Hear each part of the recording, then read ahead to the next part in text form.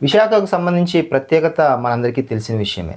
విశాఖలో చక్కటి అందమైన ఆర్కే బీచ్ పరిసర ప్రాంతాలు నిత్యం జనంతో రద్దీగా, కోలాహలంగా, ఆహ్లాదంగా, ఆనందాన్ని వ్యక్తం చేస్తూ పర్యాటకులు కూడా చాలా చాలా సంతోషపడుతూ ఉంటారు.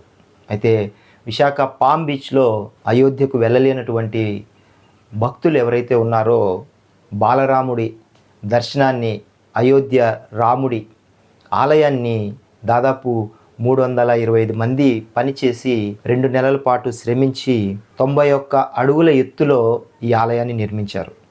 అయితే నిత్యం భక్తులతో విశాఖలోని పామ్ బీచ్ దగ్గర నిత్యం భక్తులతో రద్దీగా ఎప్పుడూ ఉంటుంది. అయితే అయోధ్యకు వెళ్ళలేనటువంటి భక్తులు చాలామంది ఈ ఆలయాన్ని సందర్శించి అంత దూరం వెళ్ళలేని వాళ్లకు మాకు ఇక్కడే నిజమైన అయోధ్య బాలరాముడిని చూస్తున్నటువంటి ఆనందం కలుగుతోందంటూ భక్తులు తమ ఆనందాన్ని వ్యక్తం చేస్తున్నారు. వీడియో నచ్చితే లైక్ చేసి, షేర్ చేసి, కామెంట్ చేయండి.